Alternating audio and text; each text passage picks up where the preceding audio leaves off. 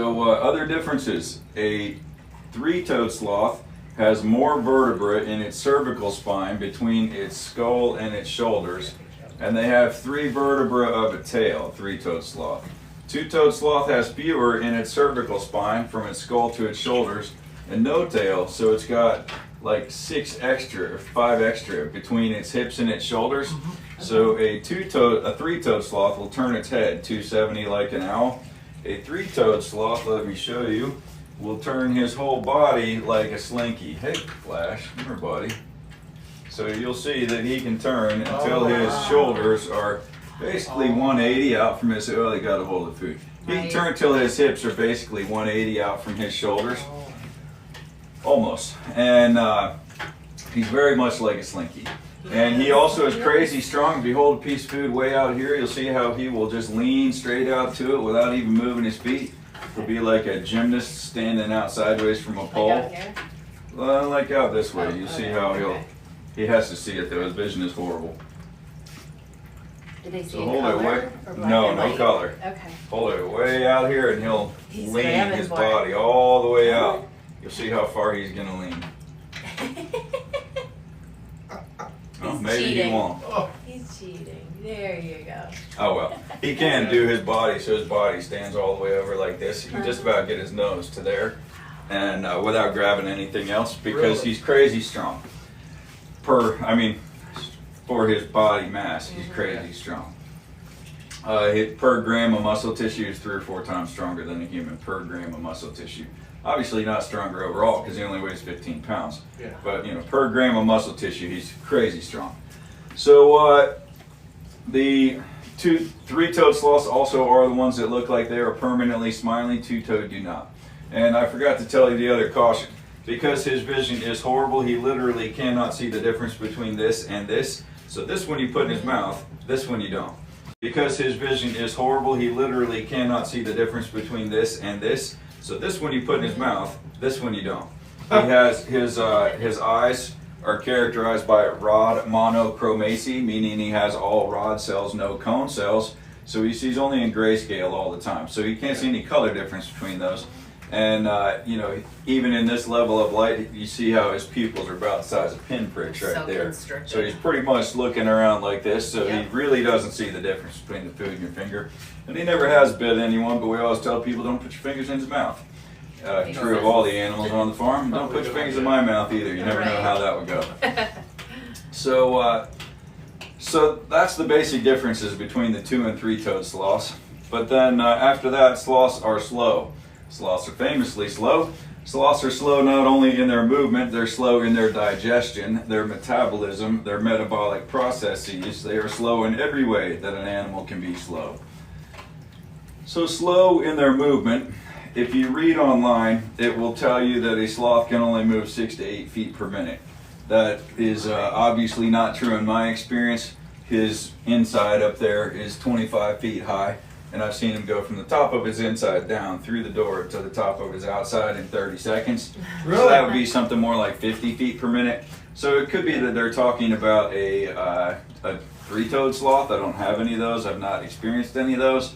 But a 2-toed sloth is a good bit quicker than that. And if you read different information about sloths on different websites, so much of it is directly contradictory that you just leave yourself in wonder. And so anyhow, they are slow. Even at 50 feet per minute, you're talking about what, 1/3 of 1 mile per hour, something like that. If you give it to him in his hand, he's just going to drop it, and you don't feed him off the floor. So slow in their movement, slow in their digestion. The first studies on exactly how slowly a sloth digests its food, they put some 3mm glass beads into some sloth's food and just waited to see how long it took them to come out. And that was between 61 and 64 days. So that was where they started out thinking that's how slowly a sloth digests its food. No one seriously believes that anymore. It just seems that glass beads don't move through a sloth the same way that food does. And this is going to last about 20-30 minutes, and when he runs out of food, he's far less interested in you, so you can meter it out a little bit if you like. So when's the last time was he caught? Oh, he free feeds all night long. Oh, okay. But no, he's a chow hound. He loves to eat. He's like me. And speaking of that, sloths eat crazy much food. They digest really slowly. So we were saying their first idea was 61 to 64 days. Further studies where they dyed the food shows it to be more like 18 to 30 days, depending primarily on what the sloth ate. So their primary food is leaves. Leaves are almost all cellulose. Cellulose is hard to digest. So cellulose would be more towards the 30 days end of that scale. Fruits and veggies would be more towards the 18 days end of that scale. But they have a multi-chambered, very complex stomach. Their esophagus comes up and goes all the way around their stomach and then goes into their stomach, which is sort of like a check valve since they always hang upside down so their food doesn't come back. Yeah. But yeah, very complex, their stomachs. But they eat crazy lot of food. So they eat 10% of their body weight every single day. And they're, the contradictory information on sloths, it also tells you that sloths can survive on 2.5 grams of food per day, but that's not their choice. So sloths eat 10% of their body weight every single day. That's sort of a throwaway number until you put it to human perspective. So I weigh 180, so me eating 10% of my body weight every single day would be like 18 16-ounce porterhouse steaks every single day, or 30 or 40 hamburgers, depending on who fixed them, or 5 or 6 large pizzas every single day. And yet, they go to the bathroom only 3 or 4 times a month, every 7 to 10 days. So when they are in the tops of the trees, they are entirely safe from predators. The only thing that can get them in the tops of the trees are eagles, because they're really light, so they go way out to the ends of the branches for 2 reasons. One, they eat the softest leaves at the end of the branches, the older leaves back up the branches.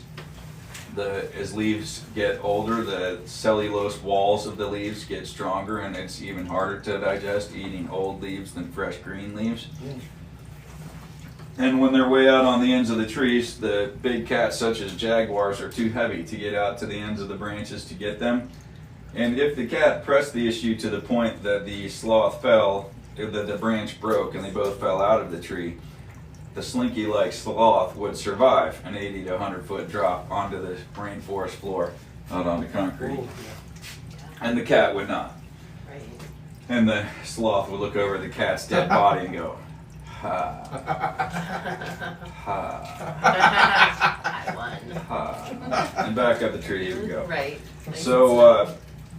So anyway, even though they're safe in the tops of the trees and the normal cause of death for a sloth is coming down the tree to go to the bathroom and being caught by a predator, they come down the tree, same side of the tree every single time and go poop on the same pile they always go on. So there's got to be a good reason for that, right? Yeah. Because logically, he ought to just let it rip from the top of the trees and remain safe. There's no other reason for him to come down to the floor of the rainforest. Yeah. Right. And that is how almost all sloths die. And so when he comes down the tree to go to the bathroom, it is due to the sloth-moth symbiotic relationship. Symbiotic meaning beneficial to both sides, where parasitic would mean beneficial to one side, neutral or harmful to the other side. So when the sloth comes down the tree, the reason is that when he gets to the bottom, he gets his hind right to the ground, and if you're wondering how a sloth goes poop, you can back up a few days in our Facebook and find the poop dance of the sloth, where we made a video of him coming down to go to the bathroom. And so the reason he does it is when he comes down and goes to the bathroom, he's got somewhere between 150 and 300 moths living in his fur if he was wild at any given time. And the moths jump or fly down off of the sloth into the poop, lay their eggs, and get back on the sloth or die in the poop. And it's basically row your boat. So the moths that laid the eggs 2 times ago, well, 1 time ago are now larvae, 2 times ago are now moths. The newest moths jump up onto the sloth, and they live their whole life on the sloth. Oh, wow. The moss and algae in the sloth's fur are the food source for the moths, and the benefit to the sloth is that the sloth digests its food to the point of absorbability by a bacterial process, not by an enzymatic process like we do. So we do have helpful gut bacteria. Our bacteria colony lasts for all of our life, unless we do one thing, and that is long course antibiotics. If you take antibiotics for a long time, you need either some good yogurt or some probiotics from GNC. that you can boost your healthy gut bacteria back up. The sloth doesn't have a GNC in the forest, and his bacteria colony comes from the moths. So a sloth's energy budget is so low because they metabolize poor food very slowly, but their energy budget is so low that a sloth cannot maintain its body temperature. So that's the three-banded Brazilian armadillo. He finally came out. Yeah, him and the sloth are roomies. But he likes to run. So armadillos, the Brazilian three-banded armadillos, love to eat ants, and so he's running around sniffing the floor, seeing if there might be an ant anywhere. Guess he likes hiking boots too. Those are some good-looking boots. What brand are those? Columbia. Columbia, yeah. Yeah. Yeah. When I hiked the Appalachian Trail, I wore Solomon's, the mid-top Solomon boots that feel just about like tennis shoes, but go like boots. Yeah. But man, they wear out fast. Do they? Yeah. I'm thinking maybe possibly the same way because they're too comfortable. Yeah. The Solomons, they were great boots. It's like boots that feel like tennis shoes. But hiking the Appalachian Trail, you go through a pair in 45 or 60 days. Yeah. I mean, utterly shot in that period of time. But anyway, the sloth, so he eats a crazy amount of food. When he goes to the bathroom, he loses 30% of his body weight, or 1/3 of his body weight, in a single trip to the bathroom. I recently weighed the baby sloth the day before and the day after she pooped. She was 8.4 pounds before, 6.3 pounds after. So 2.1 pounds different. So her natural body weight is 6.3. 2.1 is 1/3 of 6.3. So she literally lost 1/3 of her weight when she went to the bathroom. So it's not a hypothetical number, that's real. So again, throwaway number till you put it to human perspectives. I weigh 180, so if I was going to go to the bathroom and lose 1/3, that would be me dropping 60 pounds in one trip to the bathroom. We would be redesigning the plumbing systems of America if people dropped 1/3 of their weight when they went to the bathroom. Absolutely. So they're slowing their digestion, slowing their metabolism. So their metabolic rate is really slow. They metabolize their food very thoroughly but very slowly. So if he eats 10% of his body weight every day and goes 10 days between trips to the bathroom, that's 100% of his body weight that he's eaten between trips. He poops and pees at the same time. He doesn't go even pee in between trips down the tree. So that means he is metabolizing 2/3 of what he eats, but still, big pile. So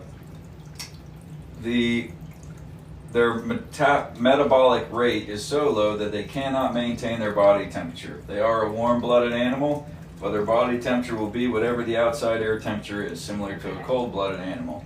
So in the rainforest, daytime highs in the middle 80s, nighttime lows in the upper 60s, and his body temperature will make that range every day, which is fine for him in the rainforest. But as they lose habitat and they're having to go out to places where there's not a solid canopy and the temperature can change more, that's dangerous for them. And as the illegal pet trade makes people think it'd be a good idea to have a sloth, you end up with a lot of dead sloths. Yeah. So if a sloth gets too cold, it will kill it. But it won't die directly of the cold, I mean, unless it got down to like freezing or something. Yeah. But if his core body temperature gets down around 55, that will kill the bacteria colony that lives all the way through the sloth. And in captivity, if he doesn't have moths on him, he has no way to replenish that bacteria colony. When he grooms himself, he licks up a certain amount of the moths themselves and a certain amount of the waste of the moths. And that's where his helpful bacteria colony comes from. In captivity, if you don't know what you're doing, if his bacteria colony dies, 30 days later he'll die of starvation, even though he's eating like he always eats and is entirely full of food, because he cannot digest the food to the point of absorbable. So there's a lot to know to keeping a sloth. We do not recommend anyone keeps a sloth as a pet. It's not illegal, but it's a bad idea unless you're prepared to invest 6 figures into a sloth environment and quite a bit into the sloth itself. And and you know how to be careful not to buy a wild caught sloth that someone has imported and is selling and saying, oh yeah, this is kid. There's bad idea. But anyhow, we very much are concerned for the sloths in the wild, but these are not wild sloths. These are many generations captive bred. Okay. Now the difference between this one and the other one, this one was captive bred, but he wasn't people oriented from birth, the way that the other one is. That thing just tore up my sock. Oh. So while the sloth is perfectly happy with us and he gets this close to us and he'll lay his face right against my face and his shoulder against my shoulder, Right. he has never made any move to move onto my body. Yeah. Because it's not something that would be natural to him, because he was in a static display for 2 years before we had him. So he's perfectly friendly, he likes me, he hangs out with me, but he's never made a move to move onto my body, so Right. we don't force the issue. No, right. I've never taken hold of his arm and tried to put him onto me, or taken hold of him and tried to grab him. You know, we are perfectly happy for him to interact with us in the way that he is Right. comfortable with, and that is fine. And so anyway, slowing their digestion, slowing their metabolism, slowing their metabolic processes, so they grow really slowly. From birth, the mother sloth also has a very low energy budget, so they cannot make milk for more than about 6 weeks. Some as short as 3 weeks, others as long as 6 weeks. But they, if he's bothering you, I'll put him away. No, he's fine. Okay. He's good. Some as short as 3 weeks, others as long as 6 weeks. But they are done nursing their babies by 6 weeks. That doesn't mean they're done with the baby. The mother's job after that is to teach the baby how to find and eat food. So don't tear up my socks. There's no ants in there. Yeah, that in there is his dirt box that he crawls down and digs in for bugs. So we sprinkle that with various different bugs for him to naturally forage for his food. Nice. And he has a wonderful time at it. But we try to use foraging food behaviors for all of them. So like this guy, he gets his Right. breakfast from us, Uh-huh. but then we hide food around his environment for him to go around and look for. So, and like that guy's the Coatamundi, and he has shelves all over the place, and we put food in various places for him too. So, anywho, the sloth, looking at his physical characteristics, his nose is always wet. That is the only place on his body he can sweat from. And when he eats fruit, his face is just a mess with how wet his nose gets. So again, if you scroll back in Facebook and look for Mango Day, it's the cover picture is him with a mango plastered all over his entire face. Yeah. And it's pretty funny. He goes kind of ape over a mango. Wow. And but you can't give him too much fruit, because similar to a baby getting too much sugar and then getting thrush, you know, you'll send his bacteria colony into overload, overdrive, whatever. So his teeth, he has big, sharp teeth, and his teeth grow throughout his life. He has no enamel on his teeth because he lives in the rainforest for 20 plus years and he has no toothbrush. So his teeth grind against each other like this and sharpen continuously throughout his life. So it's kind of like rodent teeth that they grow for all of their life. They don't get replacement teeth, but their teeth grow forever. The sloth does have ears. A lot of people don't realize that a sloth has external ears. They are right here. Ah. His ears, proportional to his head, are just as big as our ears, proportional to our heads. And because his sense of vision is very poor, his smell and his hearing are absolutely wonderful. So for better or worse, the sloth knows what I sound like and he knows what I smell like. Uh-huh. So when we walk in and talk to him, and lately he seems to like Tony more than he likes me. So Tony's usually in the kitchen in the morning here and the sloth comes down to him. And this is Tony over here. If you're the online audience that haven't seen Tony before, Tony's the farm manager. And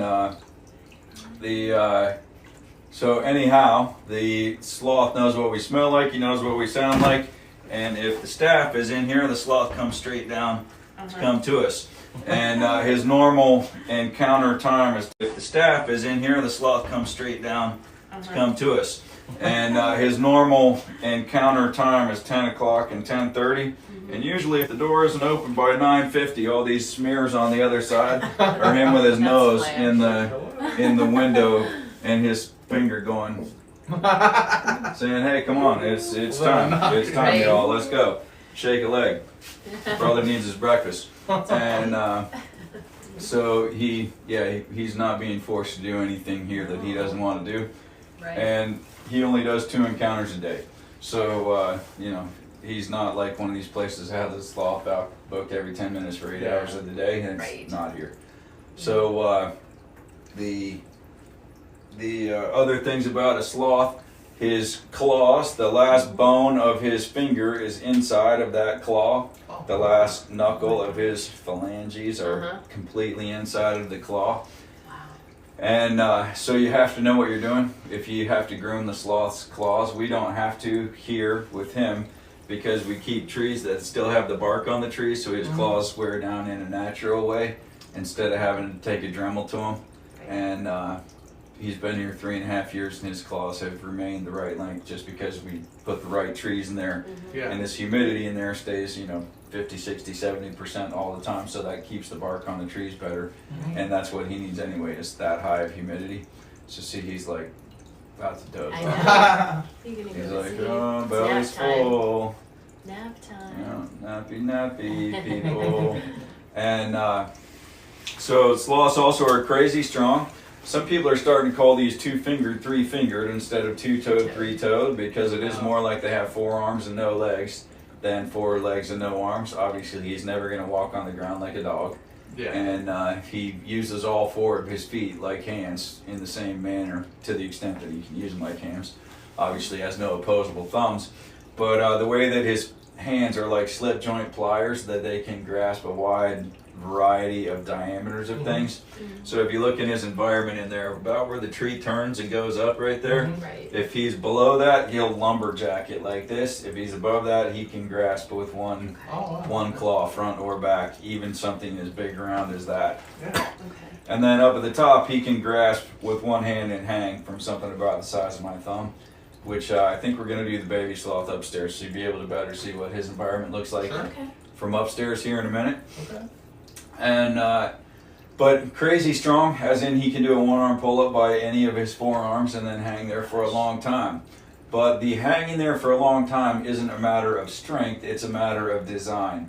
So for us as people, our stress or exertion state is this. If we were going to try to hang from that bar, we could remember from PE class many years ago that a minute is a long time to do a 2-arm hang. He can hang there for days.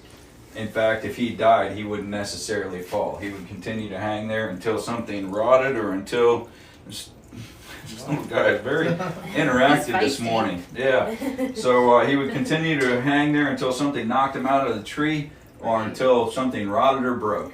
But and the reason for that is that our stress state is this, our relaxed state is that. Right. He's the opposite. His relaxed state is this, Oh. and his stress state is that. So if you see him reach out for something, he reaches out slowly and snaps back on it. Because this is return to relax. This is exertion, return to relax. Ah. And so he's exerting no energy at all to hang from that tree, and he could hang there for days. Baku, what do you need, buddy? What do we want, buddy? This is Baku. Baku is a 3-banded armadillo, so he's the only one that closes up completely into a perfect ball like that. That's the way Baku closes up. And the reason his name is Baku is like Bakugan, the toys that kids my kids' age Yep. used to have. They Collapse close up into a like ball. that and then bump, open up. And then when he's coming out, oh, now he's like, "Why did you pick me up? I was trying to eat your feet." But when he opens up, he just jumps out like a Bakugan. Yeah. And because I was in high school in the 80s, when I get another one, it's going to be named Shaka Khan. So he's a boy. When we get a girl, it's going to be named Shaka Khan. And I'm saying I need to get a little intro music for the animals when I'm on a farm tour. And here's Shaka Khan, Shaka Khan. And the little baby llama down there, I think we're going to name Dude. And his entry music would be, "Dude looks like a lady." Perfect. I started to say Tyler, like Steven Tyler, Steven like Tyler, Dude yeah. looks like a lady, but I'm like, it's a little too many steps to get from Tyler to Dude looks like a lady. Better just Dude looks like a lady. So, yeah.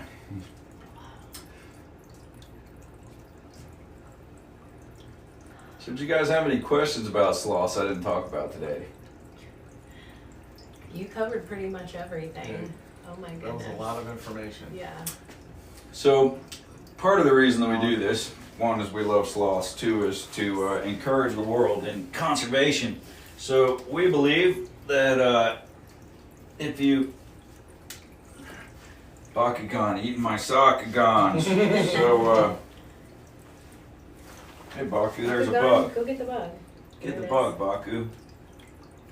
See if they'll eat that. Go get him, Baku. Bug's gonna get away, Baku. Come on. He's gonna find it. Oh, There he yeah, goes. There he goes. No.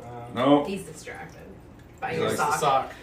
Yeah, why is he all about my socks today? I don't know. So, So it's very interesting that we have a bunch of animals that eat bugs here. So these are mealworms, and these are waxworms, and these are black fly larvae, and these are, I don't remember what these are, and I don't have my reading glasses on. Oh, more black fly larvae. And then we have superworms and crickets and all whatnot. So wide variety of bugs. Who'd ever thought I'd be buying bugs, right? I used to be all happy when we lived in Virginia that in Virginia you can buy any pesticide you want. There's pesticide stores, the same stuff that the exterminators use. yeah, And you know, now you it's just the opposite. Yeah. Right. Yeah. Right. now you have to write a letter to the governor to have a can of Zepro or Zenpro or whatever it is. Right. He's Zenprox. I gonna don't know. reach out. What's more rare, the two-toed or the three-toed? Which Three-toed. So the two-toed sloths are not endangered. So exotic doesn't mean endangered. It doesn't mean rare. It just means not from here. So we have an awful lot of not from here animals, but we don't have endangered animals here. Yeah. There are a couple of places in America that are working on having three-toed sloths in America. The biggest challenge to it is their diets. And you know, there's two schools of thought on conservation. We, of course, think that conservation means educating the public and people caring about exotic animals, and therefore caring how much they throw away and how much they waste. And you know, maybe we could think differently about how much stuff we waste. And also, in my personal opinion, there are animals that could have been saved from extinction if there were captive populations.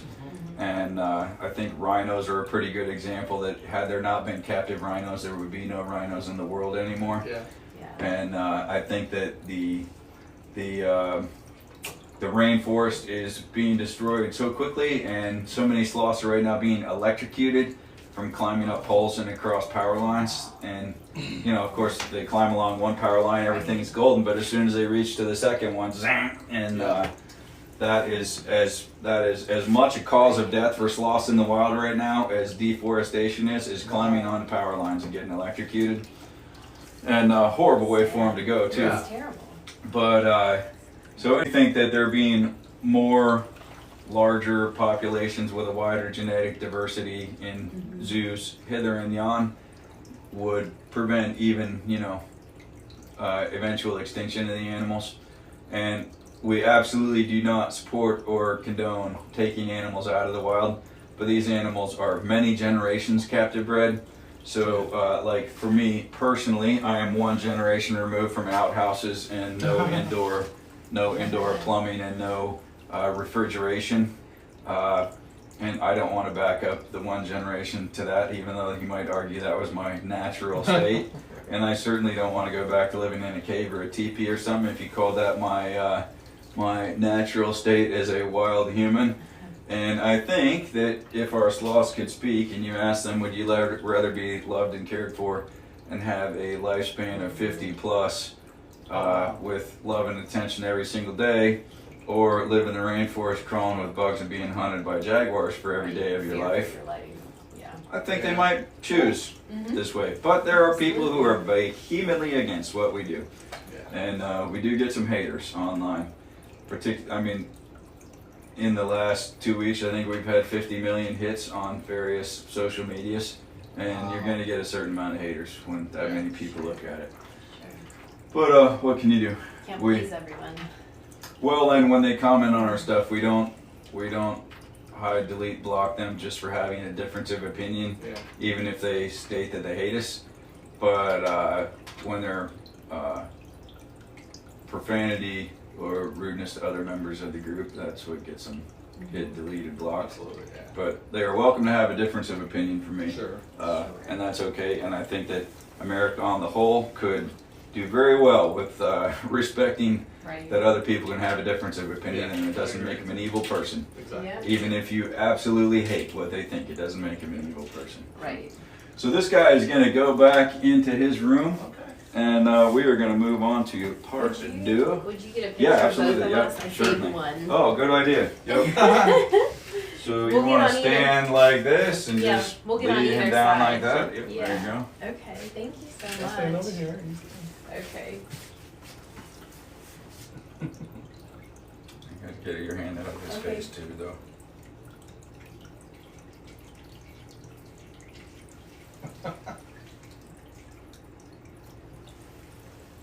Say, hey, Flash, and then put it on Hey, your Flash. Say it in a low voice like you say, Hey, hey, Flash. Flash. Hey, Flash. There you go. Thank you so much. This Thank has you, been Flash. amazing. Great to have an electronic Really camera appreciate so you can that. just click it 1,000 times and Amazing. delete while you drive. Exactly right. Oh my gosh. So did you guys drive here from Cincinnati for this, or are you staying in the area? We're staying in the area, but we came for this. Yeah. Where are you staying? Topton, North Carolina. Topton. You up on a mountain ridge? Mm-hmm. Yes, we Excellent. are Very top way of up there. it. Yeah. You're about a week late on the colors, but there's Yeah. there's still a good amount of color out there. How do the colors look where you're staying? Pretty much there's one red leaf on the tree Hanging that on. we've seen across the area, so. Yeah, still a So little when you orange. leave here today, if you're not in a hurry to get to where you're going, the color is still on if you go up the mountain right by us. Okay. If you put into, when you get back out to 64 highway, don't put it in your nav from here. You're going up a adventurous in the Jeep gravel road. But if you put it in your nav from out there, put in Benton Falls. It'll Okay. take you up a road that goes like this, up Yeah. paved, up to Benton Falls. And you're not actually trying to go to Benton Falls to go hiking. I mean, unless you want to, but you get those shoes pretty dirty. That's fine. But there are 3 or 4 spots on the way up that say scenic overlook, and being a little bit lower in elevation, our colors are a little bit behind where you are. So there's still more reds and Okay. oranges to see if you drive up that way. And where it says scenic overlook on the sides of the roads, you literally just pull over and just Yeah. it's right there. Wow. You don't have to hike at all. Okay. If you were carrying a lunch to eat outside, Benton Gazebo is a good place to stop and eat lunch. Oh, And wow. it's just a stone gazebo on the side of the road, and Yeah. it has a 180 panorama of the valley below. That would be a pretty place to sit and eat lunch. Yeah. If you were trying to find a place to pick up the lunch on the way there, Myrtle's Cafe is who does all of the catering for all the rafting companies here. Yeah. Uh-huh. And it's in a building that looks like Old West, but you know, it's only 2 years old. But it's built to look Old West style. And when you get cookies there, they're still a little bit wiggly. And that's the Lord's work as far as I'm concerned. It's the best And type. That's awesome. yeah, so that'd be a good place to stop and grab a lunch to eat if you went up there. And then if you were going hiking, if you went to Benton Falls, it's 1.4 each way. And the waterfall at the bottom is, you know, it's one that goes all across all the rocks all the way down. And it's significantly bigger than this barn. So it's a cool fall. Okay. And it's 1.4 each way. I don't know about those shoes Oh, I brought my necessarily. hiking boots because we're Oh. horseback riding. Oh, excellent. Are you going to Ocoee horse riding? Here, we're going the 60-minute. Oh, you're going horse riding with me today. Mhm. Okay, I didn't even Yeah. see that on my schedule. Okay. All right, great. Better look at my calendar and get somebody to bring a horse in. Yeah, what time is that? Okay. Is that right when we're done with this? Mm-hmm. Like I think 11 11:15. something? Yeah, okay. 11:15. That's fine. Pause, guys. I need to look at my phone. We'll be back in 5 minutes or so. Yeah. We'll be back in 5 minutes or so. Yeah. We'll be back in 5 minutes or so. Yeah. We'll be back in 5 minutes or so. Yeah.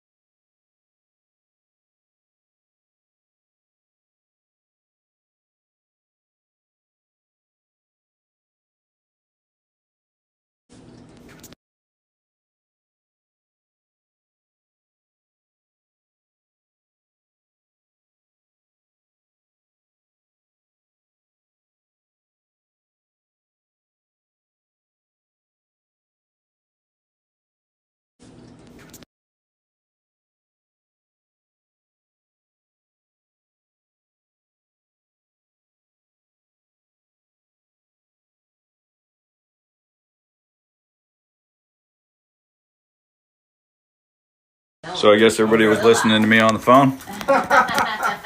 Amateur hour, guys, because Kevin isn't here today. Kevin is out riding bikes. If you want to see where he's riding bikes, he's on adventures with Emmy today. Emmy is his daughter. Oh. And we are going upstairs for the baby sloth now. If you guys want to see the way that Flash is in his room when he's all done with his encounters for the day, which that was his whole day right there. Wow. Because they literally only do 2 a day, max of 4 people at a time. And that is all he does for the day. Right. So his belly is full now, so he's going to go in and go upstairs. And when we get upstairs, he will either be sleeping in a branch or in his hammock. And he just kind of goes in by himself? Yep, he is very slinky-like, and you're going to see him do significantly more than the splits as he steps through the door right here. And some people that watch us online think that we're horrible people and that this is his whole area right here is hanging on this branch in the kitchen. Nothing could be further from the truth, but you know, truth doesn't concern a lot of people. But the way that Flash goes in, and you're welcome to walk in there and see how he goes up. Secrets. So this is Flash's room in here, and he is going to go all the way up, and he is going to go up into his hammock and probably take a nice long nap. And in just a minute, you guys are going to see him from the top side because we are going to do our VIP portion in the camel condo today. Because some stupid idiot, possibly me, didn't put on the heat out in the cuddle cabin. And he's gotten into his hammock up there. And hey guys, we did also just install a live cam up there, so you guys can actually see this sloth during the day when he's moving around in his environment up there. But guys, we're going to be a little wooey while I move to the upstairs, so stay with us for a minute. They do move faster than I thought. Yeah, doesn't he? Uh-huh. Let me grab my jacket.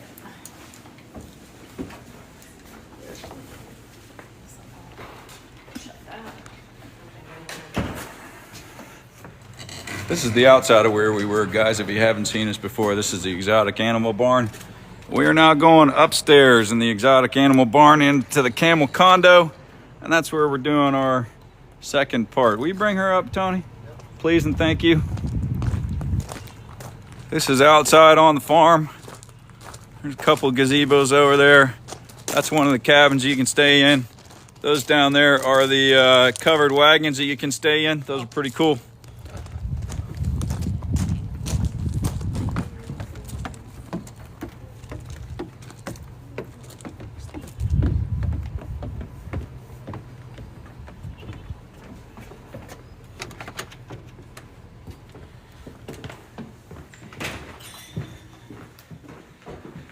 This up here is the camel condo, and we are gonna sit. Oh, I said that they could see Flash from the top, and you guys can't too. He's right inside of this window right here. As far as I know, this where we are is the only place in the world that you could stay and have this window right here. As far as I know, this where we are is the only place in the world that you could stay and have a sloth for your roommate. So down the stairs down there is where we just came from. And if you're up here, this is the sloth environment inside, and this is the camel condo. And this is a rentable space. This one sleeps 10 people, 3 king suites, 2 hidden bunk rooms. And it's cool. This is a rentable space. This one sleeps 10 people, 3 king suites, 2 hidden bunk rooms. And it's a cool place to be. Thanks, sir. All right, y'all. This is Zoe. Oh my God. And she only transfers in this basket. Obviously, she does not live in it. And she transfers on her stuffy so that she doesn't grab onto you as hard. So if you guys want to have a seat on the couch right there, you will be able to hold this little girl. This is Zoe. Zoe is a 2-toed sloth also. And she doesn't have to keep the stuffy, she just transfers on it.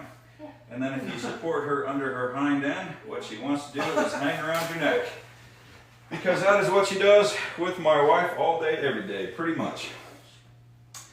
And so Zoe, So cute. oh, need a breath. You can take a minute to just chill with Zoe. Yeah. I just want to cry. It's so much good emotion. This is so That is very, very common. Give me a love bite. Look at that. Yes, you still are welcome to take as many pictures and as many videos as you want. We do not charge for things like pictures and videos. We don't make them for you either, but I'm happy to take pictures for you with your phone though if you want me to. Oh my gosh. Profile pic coming up. This is the sweetest. That's right. I know, this is. Wow. She's so much softer than Flash. Yeah, his hair is a lot longer. So they have an undercoat and an overcoat, so the long hairs on the outside are where she's beginning to get adult hairs. Right. So her birthday is December 16th. She will be 1 year old on December 16th. So she's currently 11 months. She's been here since she was 3.5 months old, and when she came here she weighed 1 pound 11. She currently, her natural weight is about just a shade over 6 pounds. And that is her least favorite way to be scratched is like this. She very much prefers like this. And she slow and quiet is the way sloths like it. And the difference between her and Flash primarily, I mean she's a girl, he's a boy, but and they're unrelated if anybody wondered. The primary difference between her and Flash is that she was raised from birth to be oriented to people. So, and you can move those pillows around so you're comfortable. You don't have to sit the way it is. She has been people-oriented from birth. And we'll transfer her one time during this, and we'll move her to her stuffy and then to, man, I'm bad with names. Rick, yeah, Rick. Rick and Rebecca. 2 R's, I should be able to remember that. R&R.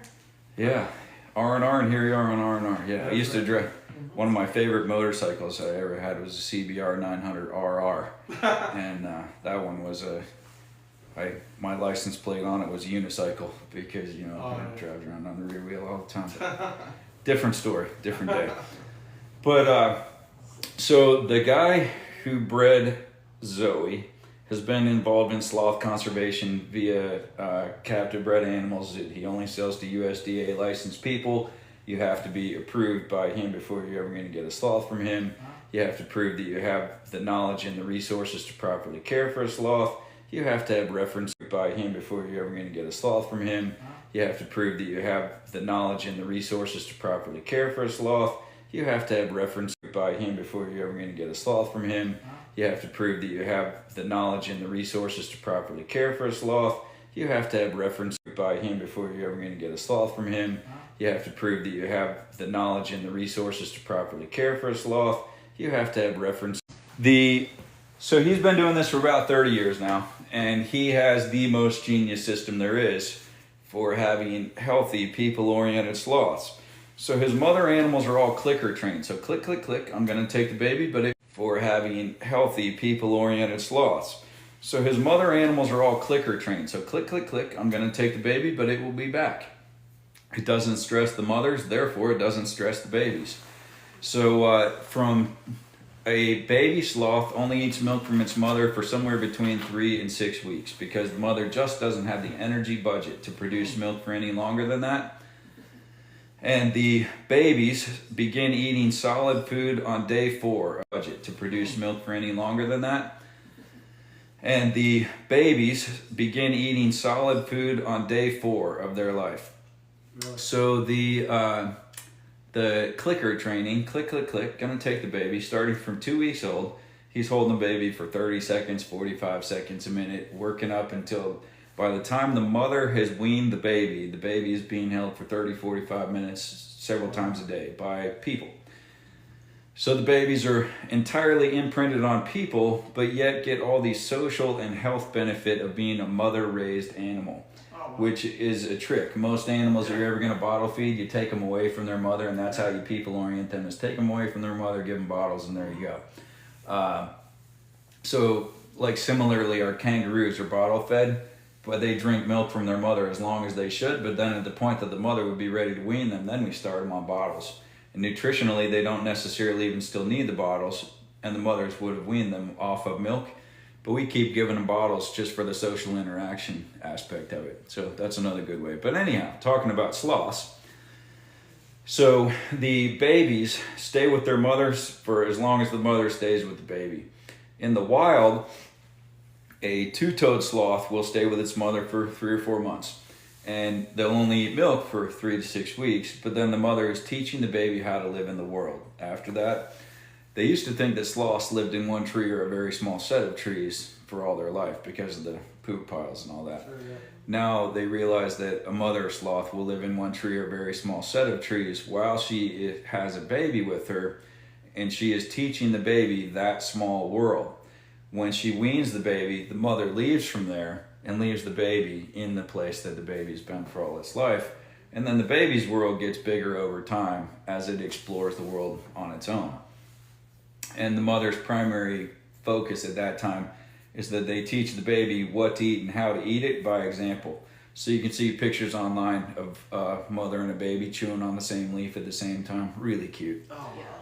And that's how they learn, that's how they teach the babies how to eat and what to eat in the wild.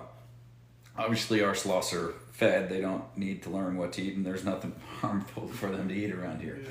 But that is how he raises these babies, to have all the social and health benefit of being a mother-raised animal, but people-oriented from birth. So this baby sloth, I wanted to name her Oof, because I've never heard Flash vocalize, but when you go to set her down, she goes, Oof, Oof, which is, no, hold me. And because her primary groove in life is to be held by people. That is what she loves. That's what she treasures. Yeah. And the downside of being my wife is she's chained to her phone and her computer all day, every day. The upside is she's holding the sloth while she's doing it. Oh. So if you're talking to my wife on the phone or emailing with her, probably Zoe is there supervising. Yeah. But Oh, So man. sweet. She just kind of squeezes, and you can hear her exhaling. You can't. yeah, she is an extraordinarily cuddly animal. I think that there are people who think that we only post greatest hits on our Facebook or TikTok or whatever. The only ones we don't post are when somebody is utterly broken down weeping, because we're not trying to embarrass anyone. No, right. But a lot of people have a very, very visceral response to holding this animal, Yeah. because there's just something transcendent about it that you just can't adequately describe in words. Right? Words don't do it justice. Because they seem like they could not survive. They don't have. They're so slow, and how is this animal surviving in the wild? So they go out to the ends of the branches where the cats can't get to them and the large snakes can't get to them. And then the only thing that can get to them are the eagles. And another benefit of the moths is that the moths are fertilizing by their waste, the moss and the algae that's all in the sloth's fur. So if you see a wild sloth, they look green and nasty and just ugh. Yeah. But the moss and the algae are helping to disguise them from the eagles up in the tops of the trees. So, the brown blends in with the brown of their natural fur, blends in with the branches, and then the green and the dark colors of the moss and algae blend in with leaves. So they actually are quite well camouflaged in the jungle. But when they lose their lives is when they come down the trees to go to the bathroom. And, that's another one that you're like, gosh, why is that? Because given that they go on the same pile all the time, that's how you find a sloth, is you look for the poop on the ground, and then you look up in the trees, and you got to think the cats have cracked the code on that one too. Right. So they'll tell you that a sloth in the wild, and no one knows for sure, I mean, it's conjecture, but they will tell you that a sloth's lifespan in the wild is, something in the 20-30 years range. But obviously they're prey animals, not predator animals, so none of them are going to die of old age. Yeah. And these days, fragmentation of the canopy, where they, build stuff in, makes there be not the solid canopy that really benefits their health. And power lines that go even around the outsides of where they are. Power lines are a huge threat to sloths right now, as is vehicle traffic, because as slow as they are in the trees, you know, they just drag themselves on the ground. So suppose it can only move 5 feet per minute going across the ground. If a road is, you know, even 40 feet across, that's several minutes to go across, and how many cars are there going to be, you know? Sure, yeah. So getting rough for them in the wild. There are still some pretty big areas where sloths can live. I think they said it's maybe 1,000 square kilometers, but still, you know, loss of environment is the biggest problem for that, and that is the biggest thing we can do, is waste less. And, you know, send funding, obviously. Everybody wants funding, but there are several sloth conservation organizations out there that are working hard.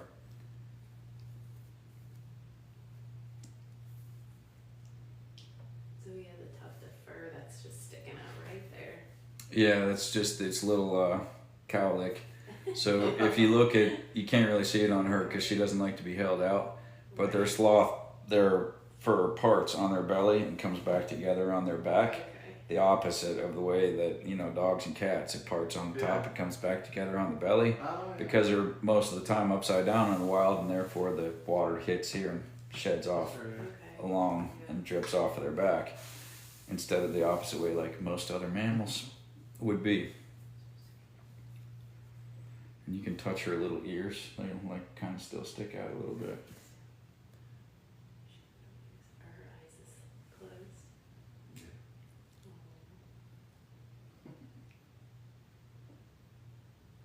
Closed?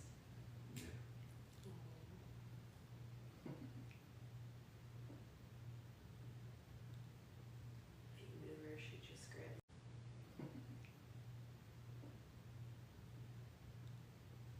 If you move her, she just grabs on a little bit Does tighter. They pretty much just exude calm. Oh, they do. Just peace and sweetness. We get haters that will comment, that's a wild animal, it's going to tear you up. I'm like, Yeah. comments free from knowledge.